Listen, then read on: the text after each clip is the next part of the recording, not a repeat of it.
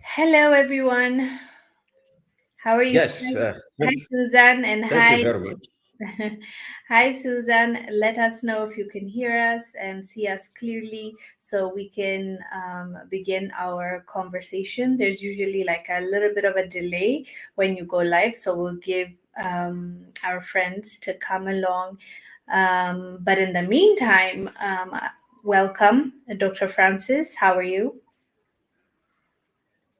I'm terrific at yourself. How is Kenya? Kenya's good, all is well. How is Zambia?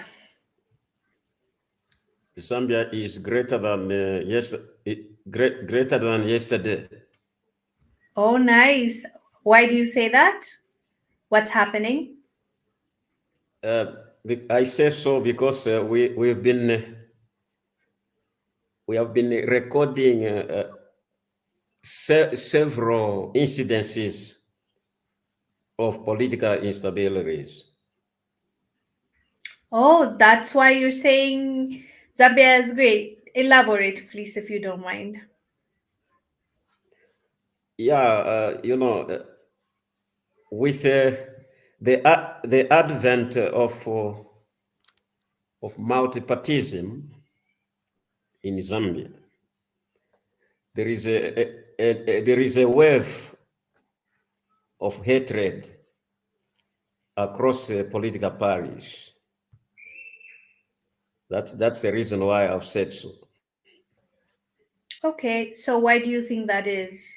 The hate is more than before. Why is that?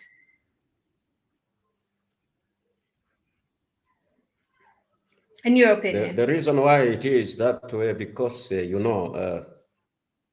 when when you are elected to leadership, we tell people what we are going to do. But alas, after being elected, we mount what I call a political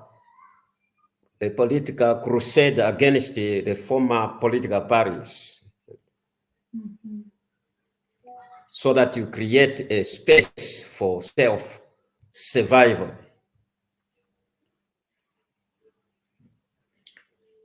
Okay, interesting. I submit. Okay, okay. Maybe next time you'll tell us more about the situation in Zambia because it seems like it's all over Africa when it comes to politicians being power hungry or the new ones promising us the world and after they're in office changing their minds or being bought or selling out. It's like a cycle. If somebody doesn't break it, it doesn't seem like it's going to change. That's at least what we've been seeing.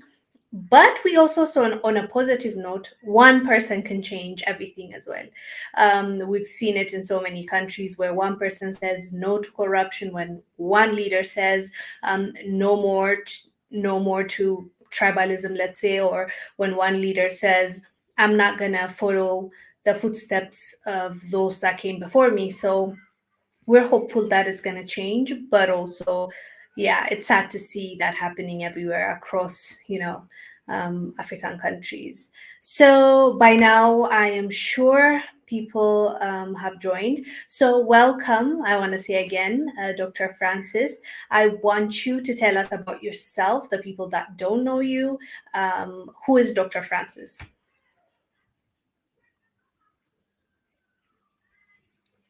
Thank you very much. Can you hear me, everyone? I can hear you, but please let us know our audience if you can hear us and see us. But in the meantime, Dr. Francis, you can proceed because I can hear you. Most probably, they can hear us.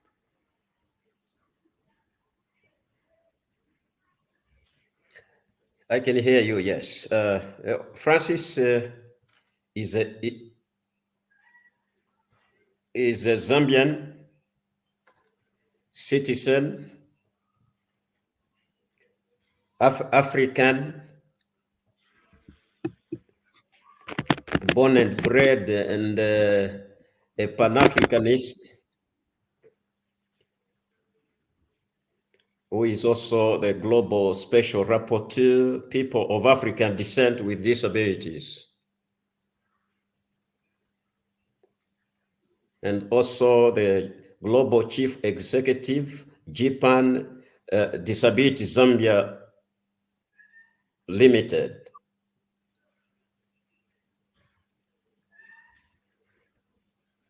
And also an advocate of civil rights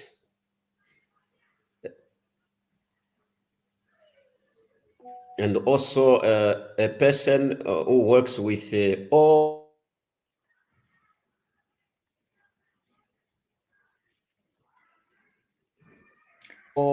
the in the diaspora. Thank you. I submit. Thank you, Dr. Francis. It sounds like you do a lot. Can you tell us what you are able to do in your role thus far? Okay. Number one,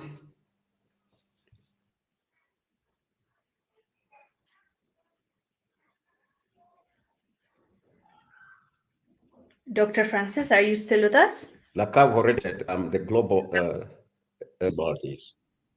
Yes, I'm here. Can you hear me? You're back. We lost you for a little bit, but you're back. Thank you very much. I'm saying, like I said, I am the Global Special Rapporteur, People of African Descent with Disabilities. And I'm also a Japan Global Executive Member.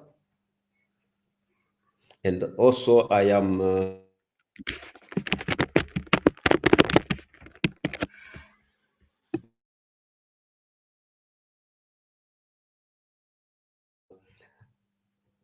the Managing Director. This this network is failing us. No, we can hear you. It's lagging, but we can hear you. So please do continue. Okay. Thank you very much. I also work in the government as a librarian in the Ministry of Agriculture, Department of Zambia College of Agriculture, here in the southern province of the Republic of Zambia. Thank you. Thank you, Dr. Francis. Honestly, you do a lot. I don't know how you have time for everything. But also, I think you forgot to mention one thing, or you saved it for last. But you're also. I'll say that. You'd say that. Okay. Should I did not forget. You wanted to save And the best. also, I am the Professor Pierre Lumumba, Chief Campaign Manager for Zambia chapter and chairperson. And on behalf of the people of African descent with disabilities, we have endorsed the candidature for Professor Patrick Lumumba for the position of the AU Commission. And we resolved as a people of African descent with disabilities that through his leadership, we are going to be an African with power, with all the resources that we have. Africa will emerge a very powerful superpower in the earth. I submit. Thank you. Thank you. So, Dr. Francis, I am curious. How is it in Zambia? How are we usually talk about on this channel about the youth, the next generation? I mean, the present also matters. We all matter, but we also want to set up the future generation for success. And how are they right now? Are they involved in politics? Are they involved in activism? Are they aware of what is happening in Africa? Because across Africa, we've been seeing an awakening almost. And because of also social media, a lot of people are now seeing what's happening online in their neighboring countries. Before, we didn't have that privilege. The only way of finding out was the mainstream media, and we all know how the mainstream media has a way of delivering a story. They want you to think one way, and that's it. They will not show you the other side of things. They don't want to show you from our side what is really happening on the ground from the African point of view. So Zambians, from your point of view, especially the younger generation, how are they, and what have you noticed thus far when it comes to these topics? Thank you very much for that question, Madam Wonja. Well, It's okay. Let me just disheartening.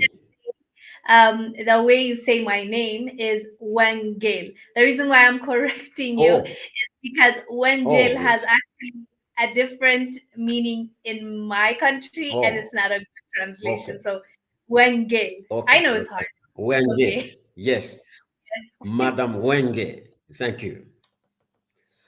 It is very disheartening to learn that most of the young people in Zambia are not aware.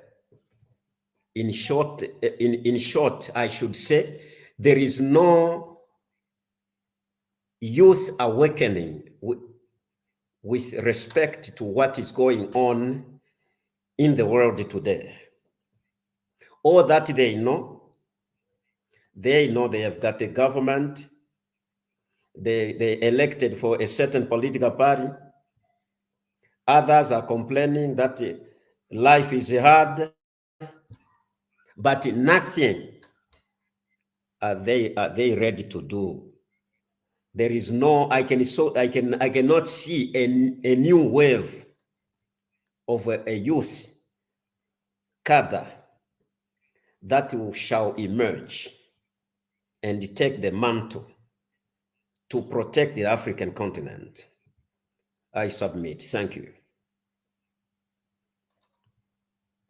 So, what do you think? What are your suggestions? Like, what can we do to enlighten the most important people um, right now? They are the most important people because, unfortunately, we have received, and we had to deal with what our ancestors went through, right? You still pay for the mistakes that your grandparents or your parents make, right? It could be, we can say, Africans were believing and they trusted the wrong people and they allowed the wrong people in by default. Now, because of that, we have to pay for it, which we don't hold our ancestors uh, like they're human beings. It's fine.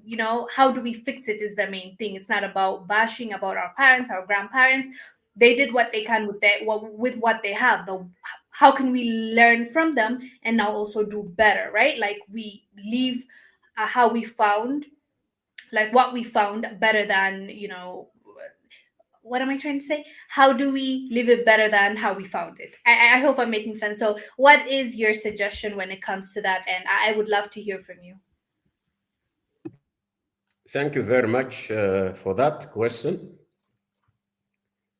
It's a pity to hear that or to see that most of the African leaders, they don't want to invest into the youths to teach them and prepare them to take over from them.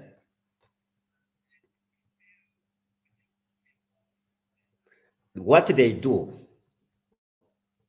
they just use the youths to take advantage and get what they want to get using the youths, but they are not ready to teach the youths about leadership. If at all you remember yourself, you have not seen in Africa where the leaders, they have created schools to teach the young ones, the young people, leadership roles, to know about the danger of colonialism and the slavery. All that they teach them, they show them. They fly to the US, to the United Kingdom, portraying that the United Kingdom and the USA are the best countries on earth, and those are the ones that have got the solutions for the Africans. It's a pity and shame. Thank you. So I see someone, I think Africa is king, commenting, South Africa will always love Zambia because of one man called Collins. What a legend. What are your thoughts about that comment? The comment is well calculated, because we know what and the roles that he played. We are very much aware. The comments are very valid. Yes, and us as Zambians, we should learn from him and take a new leaf, so that we do something very different. And I like that, I like the comment, especially because, one man can change that, one woman can change the course of our future. That's exactly what I was saying during, like, when we first started to have this conversation in the beginning. Even though we talk about the negative, we talk about the ugly because it needs to be talked about, we also need to realize that we have hope. There's still hope. One person can change the whole situation, one leader can change the trajectory of a country's future. And we've seen that happen. It's very rare, unfortunately, but it has happened before, and we've seen people make that change and help us for the better. And yeah, I don't want us, the reason why I'm saying this is because usually when we do stories and we talk about specific things in the comment section, people, I see at least saying that, we're doomed. Oh, Africa, we're never going to get there. All that. I get it. It's because of what we've seen that people are saying that. But I also don't want us to focus on the negative. We'll address both because it's extremely important to be aware of what's happening. And that's how, you keep in touch and you know exactly what's happening. But at the same time, I want us to still be hopeful. Speaking about hope, thank you so much, Ed Dixon, for your kind words. You said that's especially your channel, Wengel, has surpassed all expectations for us to stay informed about the propaganda of the heathen imperialists. Thank you. So thank you so much, Ed. I really appreciate your comment, because we try and we're not perfect, and we're not going to be able to cover everything, but the way we can, we try, is what I'm trying to say. But if you have any questions for Dr. Francis, feel free to drop it in the comment section.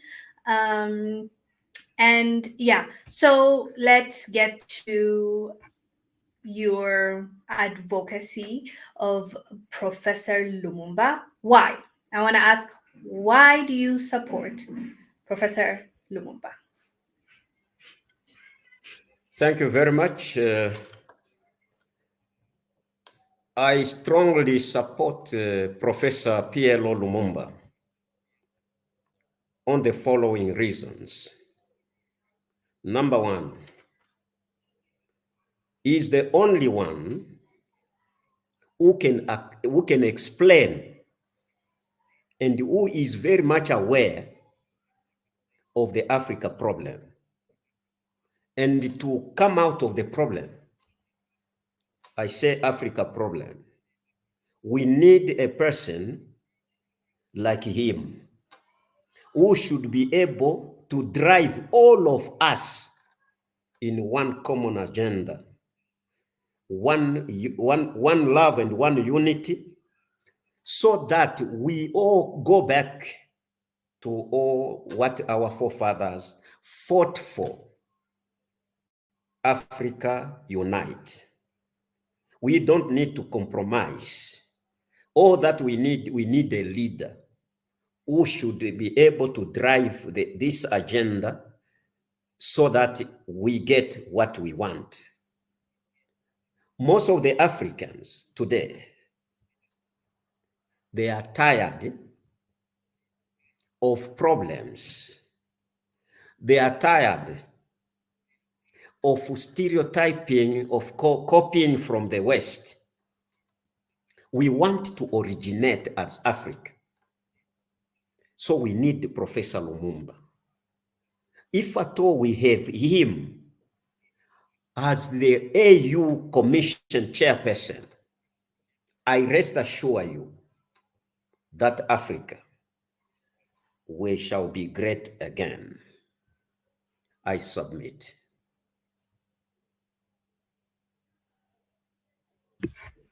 Thank you for that description. But do you think that, because I hear a lot of people believe that the African Union at this point is basically, I don't want to use the word, but that's what they say, useless at this point when it comes to serving the people. So what is your opinion on that? Like, because some do not believe that it's salvageable. Some believe that maybe as long as we have the right people, we can fix it. But what is your thought on that? I think I should belabor the same mantra that I said. Africa needs a visionary, revolutionary leader who understands the problem of Africa. But what we have now, we have got leaders who do not understand the problem of Africa. All that they know is give and take, give and take. We are tired. We need Africa that can stand on its own feet, that can demonstrate to the world that they are there as a problem solver, not as a beneficiary. Thank you. So, what is your suggestion? How can people be a voice or give a voice to this movement that we've been seeing, which is, pushing PLO for a position in the African Union? What can we do, average people? What I can say, I would urge all the African heads of state and their government, if at all they mean well for Africa, let them support Patrice Lumumba, because he means well for the African continent. We no longer need the sellouts, crops of leaders, what I call the slave drivers of the African continent. We no longer need such people. We want Africa that can drive its own vision, that can identify its own destiny, and its own strength based on the people themselves. Those are the leaders we want.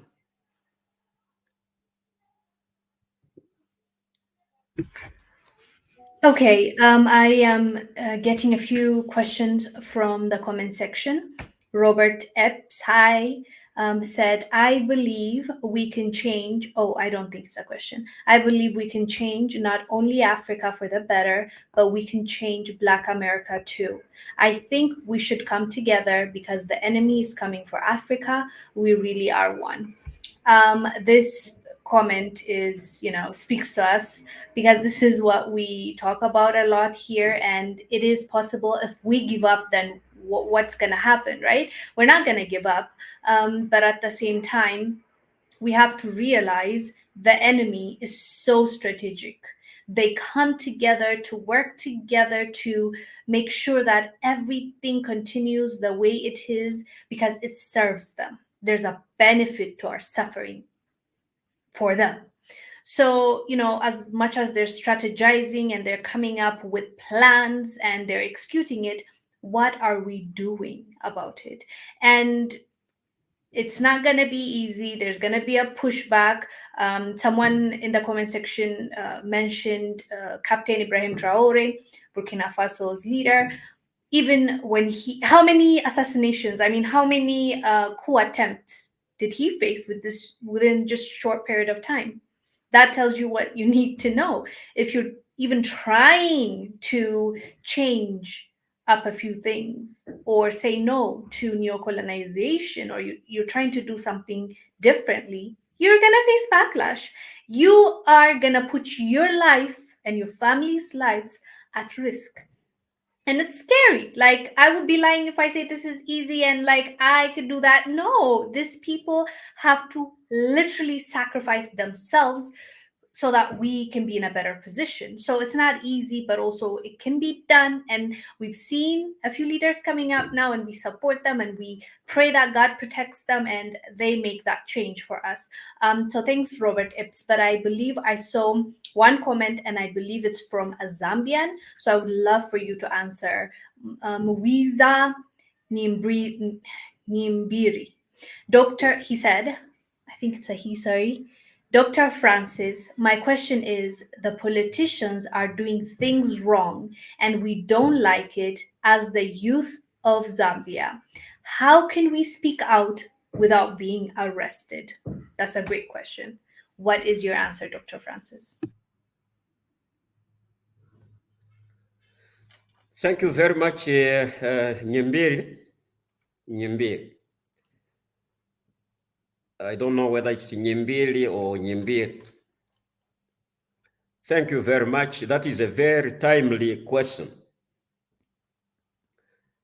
I agree with you. Most of the youths are not happy in Zambia. But when you speak as a youth with a vision, you cannot be arrested. But if at all you are arrested, it means that you have spoken the truth. Don't be afraid to speak the truth. That is what I can say.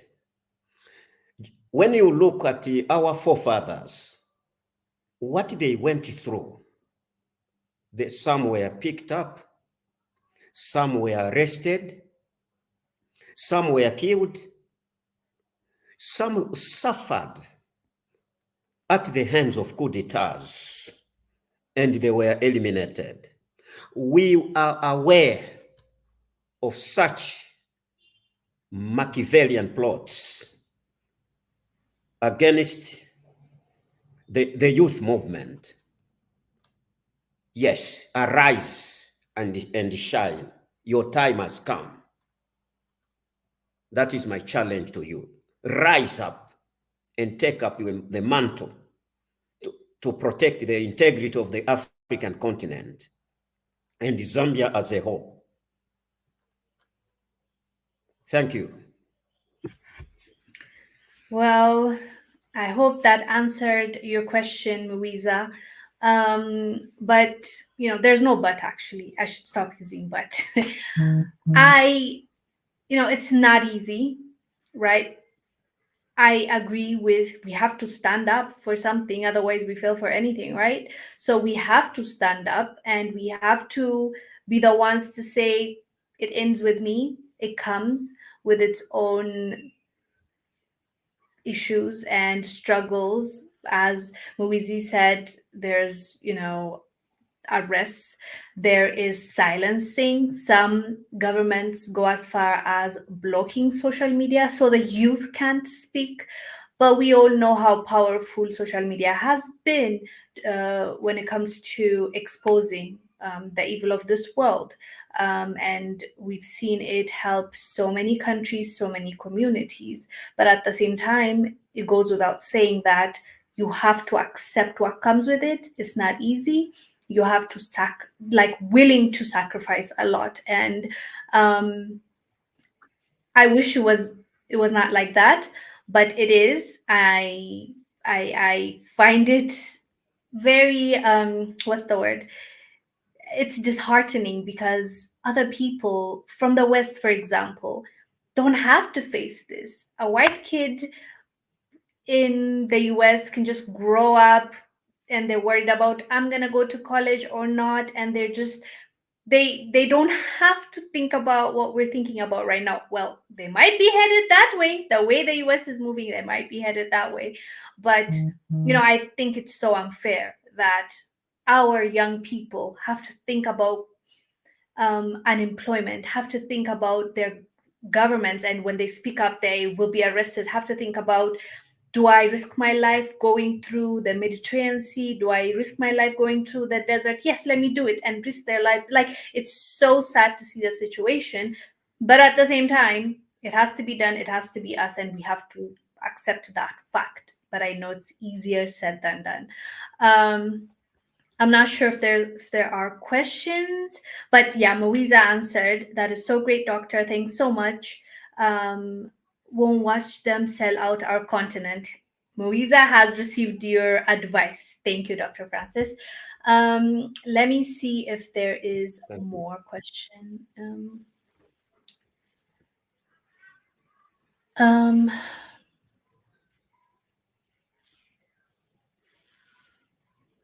oh, HD answered, Moiza.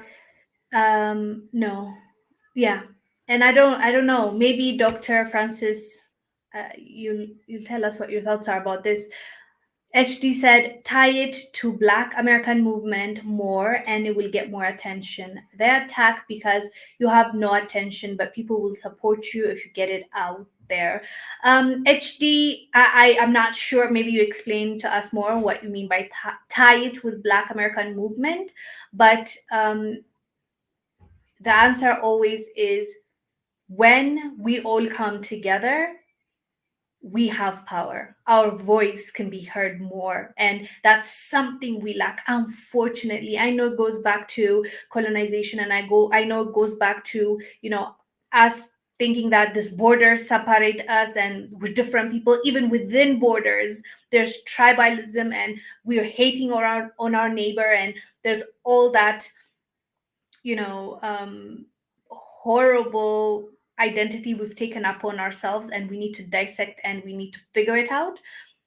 But when we realize that we're more powerful when we're one, the same way Niger, Mali, and Burkina Faso are showing us. That's why I'm always giving that example, because they're coming together and saying no to mistreatment, saying no to foreign troops, saying no to this foreign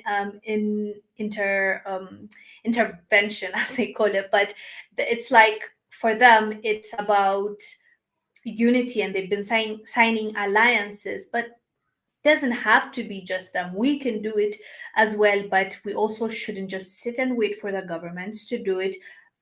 When the people unite, the governments and the leaders will be forced to join us. So that's what I'll say about that.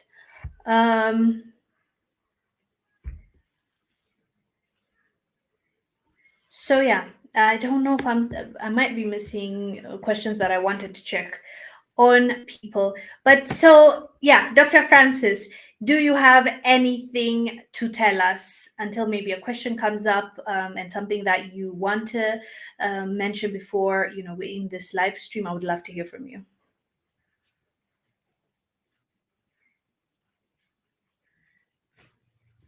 Thank you very much. Yes, I have got something to say. I would like to take a picture of an African leader who loves Africa and its people. This is no other than Muammar Gaddafi. Muammar Gaddafi created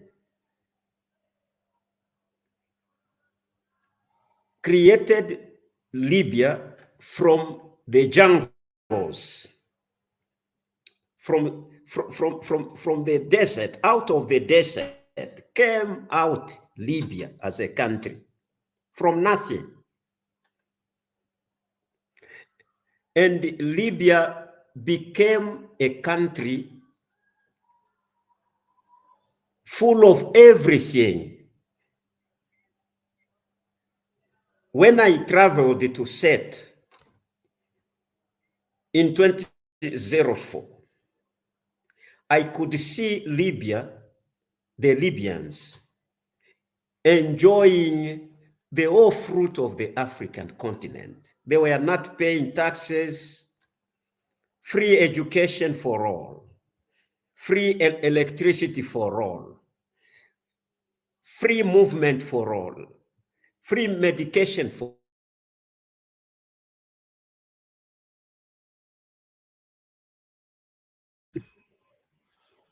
I think we've lost Dr. Francis, but let's refresh.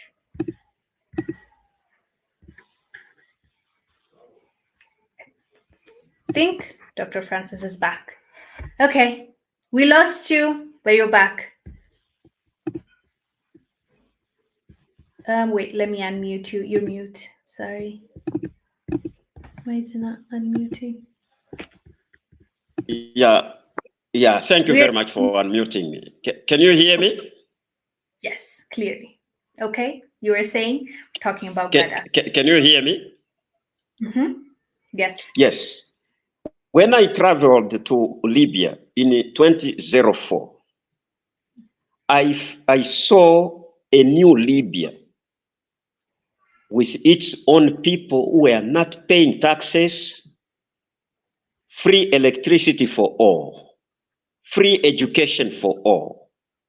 Even the married couples, they were put on payrolls. Those graduates graduating from the university without jobs, they were given bank accounts to credit the resources, their money to their own bank accounts. No thieves at all. That is the Africa we want. Now, since Muammar Gaddafi did that for the Libyans, and he wanted to do it for the entire African continent, that is the crime he committed. We want a leader like him, and Professor Piero Lumumba is rightly fitted in his shoes. We want Professor Lumumba to lead the African continent. And if necessary, we as the people of African descent with disabilities, we shall write a petition to petition the AU, if at all the AU are not going to validate his candidate, we are ready to go with him, and we shall do that. I submit. Thank you for that, and what a great example that you have given. Gaddafi, let me admit. I submit, Madam Wengo. Thank you. Can you hear me? Yes, I can hear you. Oh, great. So I was saying, I was actually confessing. I can hear you, yes. I was confessing to how I was fooled by the mainstream media when I was younger, because when, Gaddafi was unalived, I was pretty young and it was happening, we were watching it on CNN and BBC, and the only narrative we had was that narrative. And I remember thinking, oh, Libya is now free, because that was what was portrayed. And that is what they told us, that Gaddafi is this horrible man. And this is such a great news for Libya. And I'm sad that you are truly blessed to have seen Libya in that state during your travel, because most of us didn't get the chance and we don't know what Libya was like.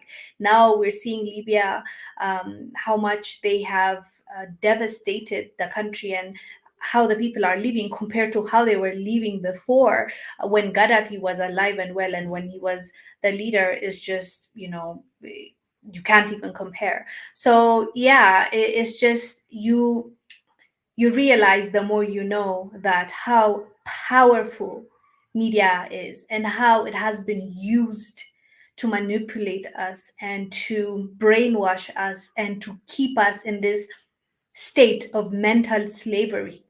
And now we are slowly waking up, and I love that. And I'm glad that people now can appreciate Gaddafi for what kind of leader he is, and for what he had planned for African countries, and how he was running his country, and how he was benefiting the people.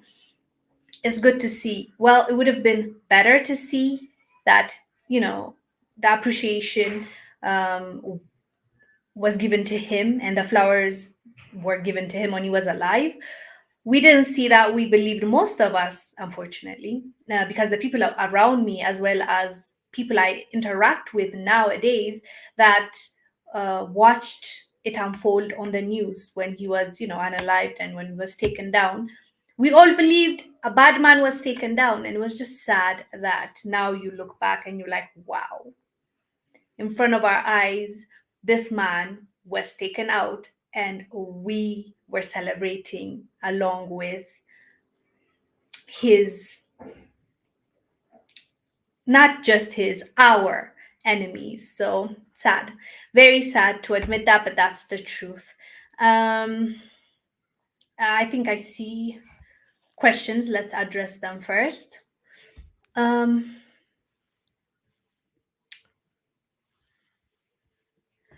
It's Mawiza again. I want to, ask, because he's fellow Zambian. Doctor, do you have something to say about our education, especially in Zambia? Is it strong enough to make us so powerful and to improve our economy, infrastructure, agriculture? Where is it weak? That is a great question. Thank you so much. Doctor, I give it to you. Thank you very much, Muiza, my brother in Zambia. Yes, I agree with you. The education being offered in the Republic of Zambia is very weak, and it shall take us nowhere. The only problem that has made our curriculum weak, because we have taken away Pan-Africanism. The spirit of Pan-Africanism in the curriculum was supposed to be we were supposed to be included, because the spirit of Pan-Africanism deals with the talents that God gave you. Now, they developed a curriculum devoid of technology, but they say to you to go to Europe and learn technology, not here in Africa. That is where the weakness is. So if at all you are a youth, you should make sure that you avail this information to your fellow youths to say, we need the spirit of Pan-Africanism to be enshrined in the curriculum of the Republic of Zambia through the Ministry of Education and the Higher Education and Science. I submit. Thank you. Yeah, and also, I think right now we Can you hear have. me? Yes, I can. Can you hear me? I can hear you. Can you hear me? Can I continue? Yes, I can hear you. Yes. Okay, Yes, you can great. continue. Yes. So in 2024, honestly, we don't have an excuse. Well, majority of us. There are people that still don't have access to our gadgets, like our phones, internet. I get that, and I'm not going to speak for all of us, but if me and you are online right now, we have internet and we have the means to do our research, to Google, to learn online. We should also investigate, and we should also educate ourselves instead of just totally depending on the government. I understand that's their responsibility and they should do it, and ideally that's where it should have come from, right? The empowerment and the education and the system should have been there. Unfortunately, that's not the case. So what can we do until that is fixed, and until that is better? What can me and you, Mawiza, what can we do to enlighten ourselves? If it is about how to code, there's so much information online, right? If it is about how to, I don't know, be a YouTuber, I know I'm just giving a random example, but what I'm saying is we have the information, we just need to go look for it and we educate ourselves, so maybe we can make it better for your cousins and your nieces and your brothers. Now you can educate them, right? So let's also take a little bit of the accountability for us to now move, because I don't want us to stay in a victimhood mentality. We can admit to what's happening, we can see what's going on, and we can blame our governments and still call them out and we hold them accountable. In the meantime, on the side, doing what we need to do, doing what needs to be done, and moving forward. We should not be stuck, is my point. So Jacob also asked similar questions, because he said, in what ways is the education system in Zambia being improved, and will the education for girls be supported more? Maybe the girls part is something different Jacob brought to this table. So how is Zambia when it comes to education and girls, Dr. Francis?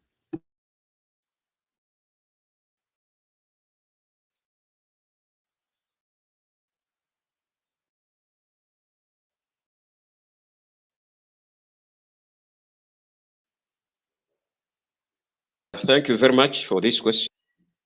Education, the Republic of Zambia,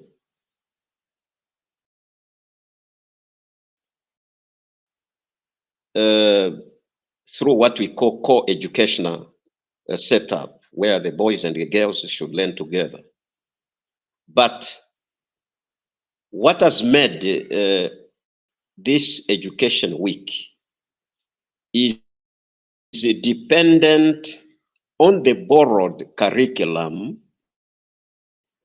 which was never written by the Zambian themselves. Have been written by Zambians, but they are not yet certified by the accredited body outside Zambia. So that one has already weakened the system, thereby rendering the curriculum itself very invalid, and also weakening the capacity to deliver after a person has completed education. We've seen some of the colleges in Zambia, they are not yet accredited anywhere. And most of the things, when it comes to accreditation, they say this certificate is a fake, is a fake, is a fake. Now, the same people who say they are offering such a curriculum or such studies, they say they were verified by the same body in the country. So, as for me, I would have loved it that the government itself was supposed to set up a very powerful curriculum development commission, specifically to do and develop the curriculum content in the country, which is inclusive of Pan-Africanism. Thank you. I submit. Okay, thank you, Doctor, for answering the question. So I have, thank you so much, the only lioness. You said we'll have to watch later. I'm at work. Well, do your work, finish, and when you get home, don't forget to watch this conversation. I believe I saw one question that I wanted. Yes, because it's from a Zambian as well, and I would like to. This will be our last question, unfortunately, because we're running out of time. But Zay said, "I'm a Zambian. Do you think leaders feel that we, the people, should benefit from our resources? The actions of the leaders demonstrate otherwise."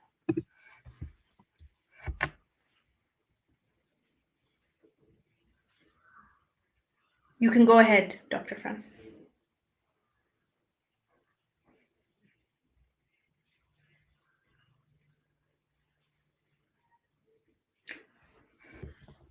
Oh,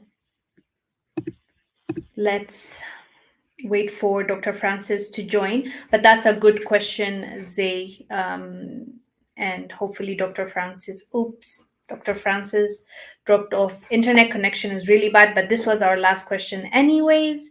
But I wish Dr. Francis can come back if network is good, so he can at least say his goodbyes and, share with us anything he might want to share with us before he leaves. But unfortunately, we've lost Dr. Francis right now. He dropped out. But yeah, Zay, that is a good question that you have asked. Yeah, Dynamite said, just got here. We're about to end, Dynamite. But thank you for coming. Regardless, you can rewatch this video. Dr. Francis is actually back. So yeah, Dr. Francis, did you hear the question I asked, or would you like me to repeat it? I would be very grateful if the question is repeated, because when you were about to ask, that's when power gave me a problem here. Okay, so Zay asked, I am a Zambian. Do you think leaders feel that we, the people, should benefit from our resources? The actions of the leaders demonstrate otherwise. What is your thought on that? Thank you very much, my fellow Zambians, to entrust me with a very good question like that one. Most of the leaders in Zambia, they have got no good political will to avail the resources to all its citizens to share equitably, because of selfishness and also because of other hidden agenda which they have themselves. I have said that because the system which they have inherited, they say themselves that we got independence from Great Britain. Now we see the same people who say they got independence, they become fellow colonizers of its own people. Instead of creating policies that can benefit the people, we see most of the people who come from outside. Those are the people who are being favored at the hands of the Zambian people. It's all in all rests upon you as the youth movement to decide your root cause and the way you think the resources should be shared. I cannot direct you what to do, but you should hearken to the voice of Pan-Africanism. We talk about arise and awakening spirit. The time has come for you to liberate yourselves. If at all you think you have been marginalized in the sharing of natural resources or national resources, You should create a way out for you to get it. I submit. Thank you. Thank you, Dr. Francis, and thank you for taking the time to answer us. More people are joining now, unfortunately. We have to end this here. Hey, Ernest. Hey, Big T. And hey, oh, Jacob is not just joining, he's saying thank you for a wonderful show. So thank you so much, Dr. Francis, for being our guest today. If there's anything you think that you have missed or failed to mention, the floor is yours.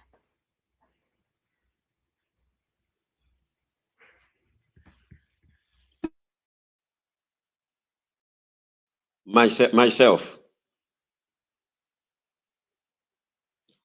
Sorry?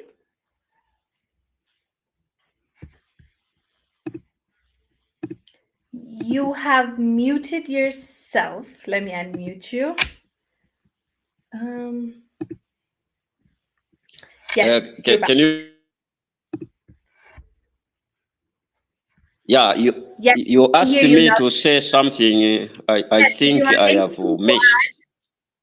Yeah, if you have missed anything, but if you are happy with what you have told us. Yeah, the thing that